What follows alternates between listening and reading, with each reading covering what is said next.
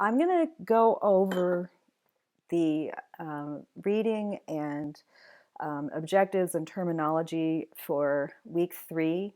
There's a lot of different things we need to cover this week. They're not all necessarily related, but they're all really important, and we kind of need to understand some of these things before we can move on. So I just want to point out some things I want you to be thinking of while you do your reading and watch the videos that I've given you. The first thing that we need to talk about is white balance. If you've ever taken a picture and felt that things came out a little too orangey, let's say, or maybe you took a picture of some people at the office and they were all under fluorescent lights and everybody came out looking a little bit kind of green. This would be an indicator that your white balance is off. There's all different kinds of light. You know, what we're basically doing is we're considering the light that comes from the sun to be like the most natural and the most neutral of the whites. Okay, so when we say something is like pure white light, at least according to the way the human eye perceives it, we're talking about the way things look color-wise when they have light coming from the sun. We consider the sun to give, the straight overhead noonday sun, I should say, to give things. They're not too cool, meaning not leaning too much towards the greens or the blues, nor are they too warm, meaning they lean too much towards the oranges or the reds. So what we do with white balance is we have to make compensation for different types of light sources, because you've got different types of natural light and different types of artificial light. And they all have a different color. They all have what we call a different temperature. But what we mean by light temperature is we just basically mean the color that the light tends to cast on something. And so if we have light that creates kind of a bluish or greenish tint to everything, we say that's cool. And if we have a light, like say for example, if you're using candlelight or light by a fire or light by an incandescent bulb, that's going to give you a warmer and a more yellowish, maybe orangish kind of tinge. So I think a lot of times with your nicer DSLR cameras like you have, probably you've probably just been using them set on auto white balance, but you need to be able to have control over white balance just like you have control over everything else. There may be times that you want your whites to be nice and balanced and nice and neutral, but for creative reasons, you may intentionally want your whites to be a little warm, or you might want them to be a little cool. But you need to be able to know how to make these decisions yourself and not rely on the camera to do it for you. And another thing I'll say about this is I think with time, you start to develop a greater visual sensitivity to light temperature. And I think over time it becomes easier and easier for you to kind of make fine tuning and subtle adjustments. That's kind of to be expected. That at first we might have to have some pretty broad differences between what we call a cool and a warm light. But then as your eyes become sensitive, I think you're going to be able to see more subtle nuances in that. But anyway, if you have the Gibson book, this explains white balance in the absolute most simple of terms, which is why I like it. So if you have the Gibson book, please look at this first before you do any of the other readings or any of the videos that I have for you to watch. It just couldn't be more simple and more basic. Kelvin is the way that we measure the temperature of light. And by temperature, again, we just mean the color that the light creates. Let's see, I've got most of you, or I guess all of you actually probably should have in your camera some white balance settings, something that looks like this. The AWB, of course, is auto white balance, and you may have been working with that already, but I want you this week to start choosing manually the white balance that you use.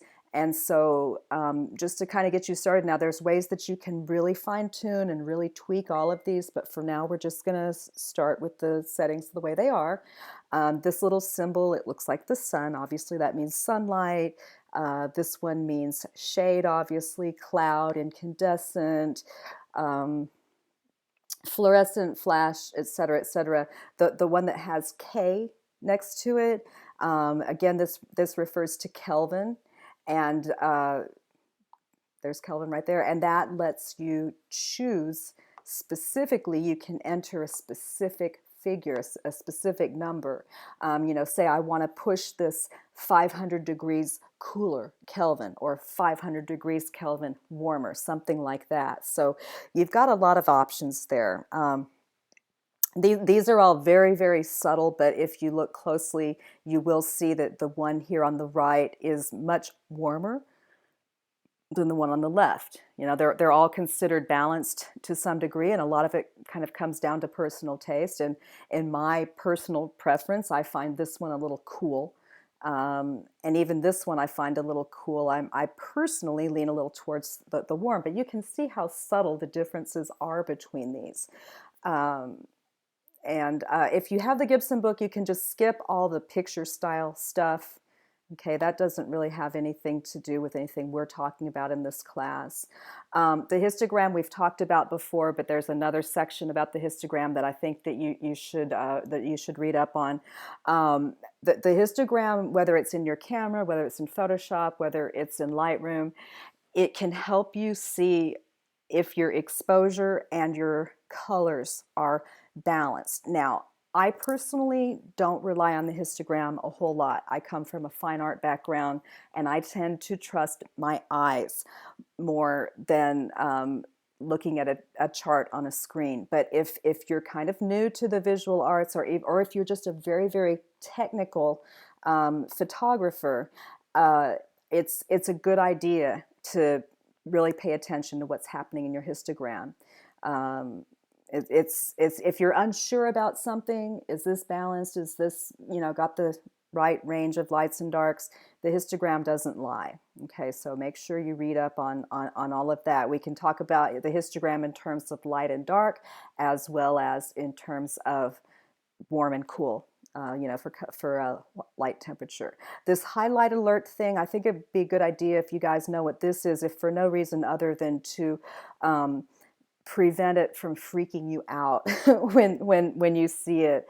I personally don't care for this feature, and I personally keep it disabled on my camera. This basically is saying, hey, these areas that are kind of filled in black right here, that are flashing, or sometimes they might be filled in green or something.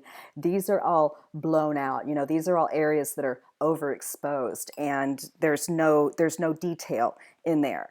That this is overexposed, and you're going to have these kind of flat, blown out areas. I personally feel like I can see that well enough with my own two eyes, and when I see these things flashing on the screen, all it does is distract me, and then I don't see anything else in the picture. But if you don't trust your eyes, and if you're very new to this, you probably shouldn't completely trust your eyes. That's what these things are for. But if they bother you, just figure out how to turn them off and turn them off. I personally don't care for them at all. We're going to talk about exposure compensation this week.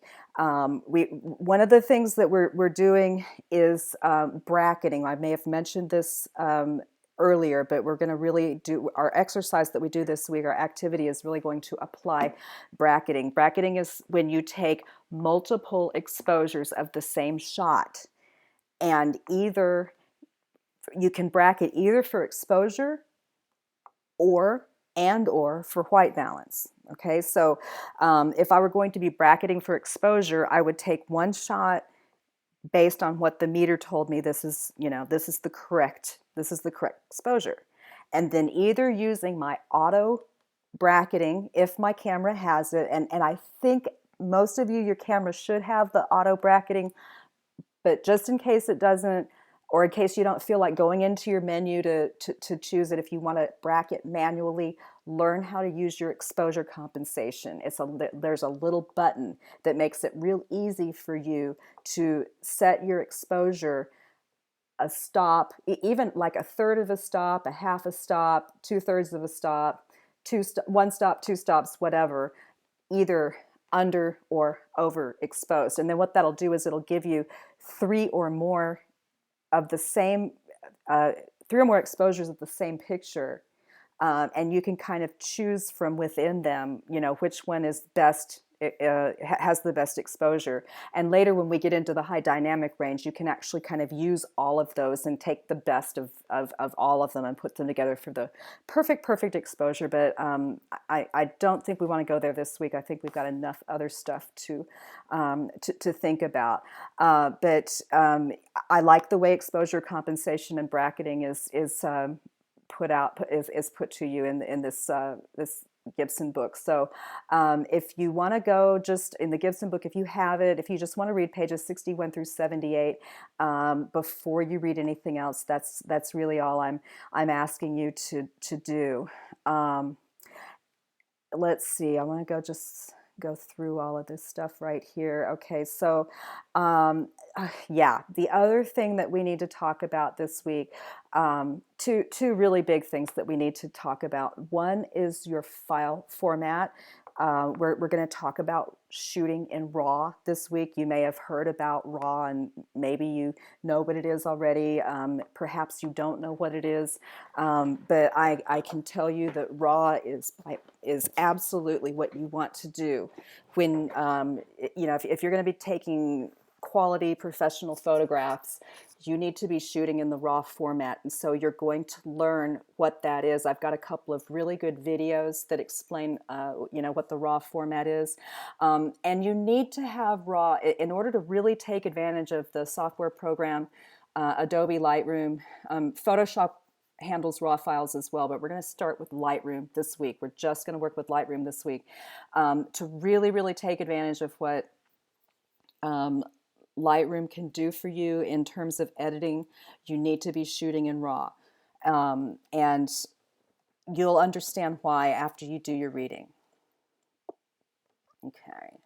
I have in here high dynamic range. I think I'm going to probably take that out because after I got all this stuff together, I decided this is plenty. High dynamic range is extremely cool, and you do need to know how to bracket in order to get high dynamic range to work.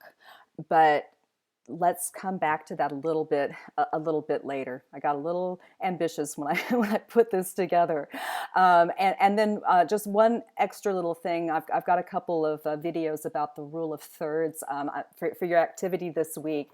I'm going to be asking you to make a few compositions. You're going to have the same thing as your subject for each activity, but we need to start talking about where you place things in your frame, how you compose your image. And one of the easiest ways to just almost always guarantee a nice balanced composition is to use the rule of thirds. So you will be expected to understand what that is. And I think it's spelled out pretty clearly for you. So let's see, I'm just going to scroll through this stuff really quick. I'm going to let you watch it all on your own. But see, I've got 2 articles here about RAW. 10 reasons why you should be shooting in RAW and the RAW file format. I would think that after you've looked at these 2 articles, you should be very clear, why RAW is so important and why you will always be expected to shoot in RAW in this class. Okay, a very quick little short video on rule of thirds.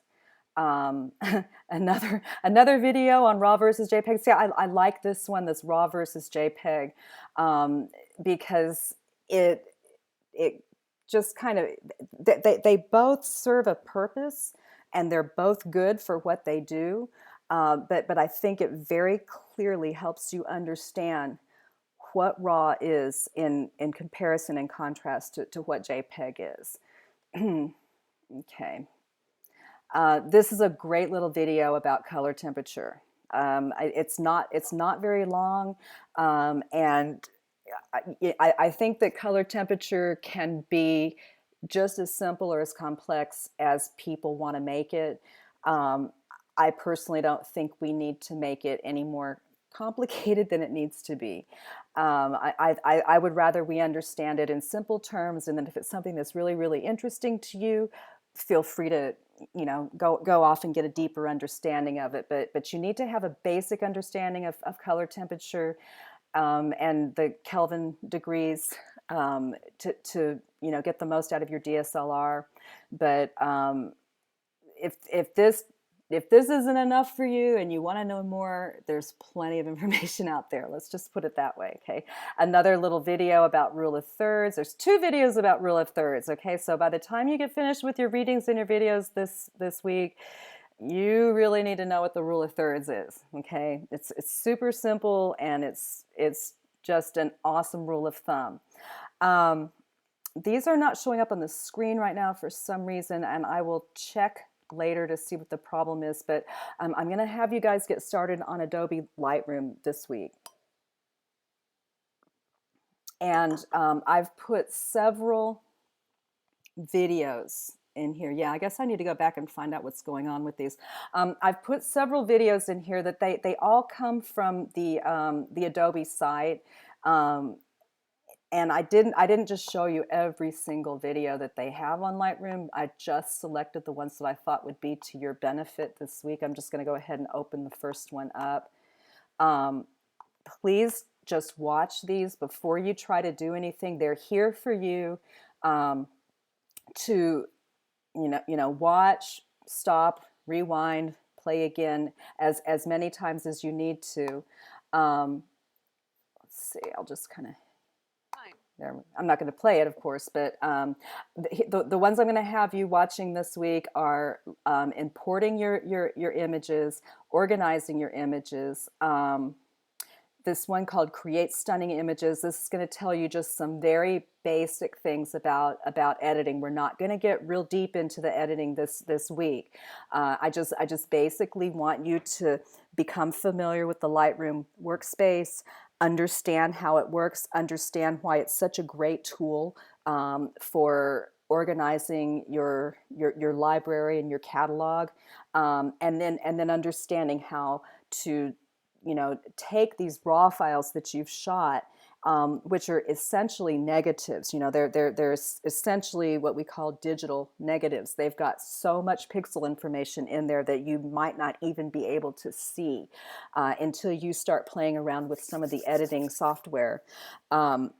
It's incredible. It's incredible what you can do. You can actually even take what you might think is a really bad exposure and pull a good exposure out of it. I prefer that you shoot correctly in the first place and not have to do that, but that's how awesome it is shooting in RAW. You know that a lot of times you can take a photograph that your exposure is really off or your white balance is completely off, and you can go into Lightroom and fix it, and that is, that's just awesome right there. That's something you'll never be able to do with a JPEG. So this one here, Create Stunning Images, and we'll get into more of this later. I think I had initially said I was going to talk to you guys about exporting your images as well, but honestly, I think you don't necessarily need to watch that one right now unless you want to, because I think I have enough in your activity for this week. But basically all this stuff that you're going to do in Lightroom is to help you with this week's activities. So importing, organizing, and creating stunning images. Enhancing isolated areas of an image. I actually did not incorporate any of that into your activity for the week. Go ahead and read it, but we're going to come back to this later. We'll come back to exporting images later. Another thing that I thought we might do this week, but when I got to the activity, I just decided we probably don't have time. Go ahead and watch this one, this Behance. I'm not going to require that you do anything with it yet this week. I had told you guys I'm trying to think about various ways that we can talk about getting our work out there outside of the Blackboard environment. And Behance is if you have the subscription to the Adobe Creative Suite, it's free. And it's kind of like a social media site for your photographs. And I did not realize until the other day when I was playing around with it that it didn't cost anything. Or I probably would have done it a long time ago. That's because I have the subscription. If you don't have the subscription, if somebody like gave you a copy of, CS6 or something, you would have to pay for this, and I do not want you to do that because I think it's like $99 a year or something. It's just ridiculous. So take a look at this if you have the subscription, and we'll probably come back to this, but it's not required for this week either. Okay, so let me scroll up to the to do this week folder, okay, because I've got a lot of stuff for you to do this week, and I just want to kind of show you around this folder, and then I've got some demo tutorials that I've created for you in here specifically about your activities. So activity 3 is all about bracketing, using white balance, and using these things in Lightroom. Okay, there's 2 parts. This is going to be kind of a long and drawn out process, and I'm giving you plenty of time. You've got until September 20th, I believe, to get this finished. Let me just check my calendar here real quick and make sure that date is right, because I recently changed your dates.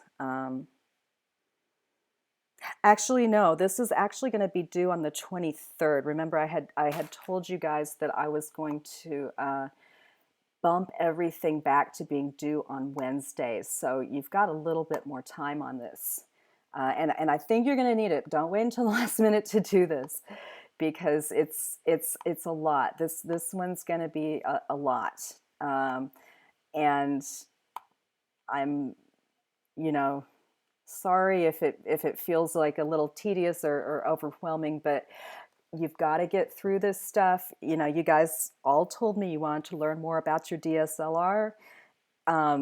You're not going to learn more about your DSLR by doing everything on automatic. And the way I see it, you're not going to learn how to use these manual settings unless you just roll up your sleeves and get in there and let's make it like a science experiment. And so that's exactly what that's exactly what there is. So there's 2 parts to this week's activity, and I have a separate little demo for each. So those you'll find in here. The last thing I have in the to do this week folder is your quiz, and that is due on Wednesday. Your quiz is over the content of the weeks 1 and 2 folder. There's nothing in here. There's nothing in this quiz over the stuff that you learn in the week 3 folder. Okay. Your week 3 and your week 4 content, I'll have another quiz for you to take towards the end of September for that content. So when you click on this, and I believe I've given you 2, maybe even 3 chances to take the to take the test. Let me just open it up here real quick and see what it says. Yeah, let me just go ahead and show it to you then real quick. I've given you 2 attempts, I believe, to take the test. It's timed. It's 45 minutes. This means you've got plenty of time to take the quiz, but not if you haven't read the material and watched the videos. Okay, if you've read everything thoroughly and you've watched everything thoroughly, and there's a question and you can't remember what the answer to it is, you'll know where to go to look that question up or that answer up. Okay, but if you try to just dive in and take the quiz and you haven't done any of your reading and you think you're just going to guess your way through it, you're probably going to bomb the quiz. Okay, so there's 5 quizzes in this class, and they're mostly going to be at the closer to the beginning of the semester so that we can be doing more fun, creative stuff, after the second half of the semester. But I've got different types of questions. I've got some matching questions. Mostly it's multiple choice, some fill in the blank, true and false. But predominantly it's matching. It's worth 20 points. I believe I've got 20 questions. Worth 20 points. So we're talking 20 points out of 1,000. So if you bomb the quiz, it's not the end of the world. you know, you'll still be able to do just fine in this class. But you should, if you pay attention to the content of the videos and the readings, there's no reason that you should that should be the case. Okay, so I'm just gonna close out of here, and so I think that's all I have for you for now. Trying to get out of here so I can get back to where I was. No, leave page. I don't want to take the test. Cancel, cancel, cancel. Okay.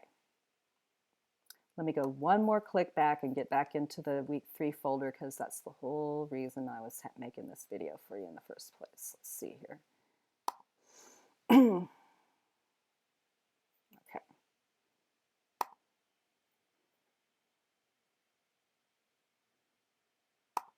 Okay.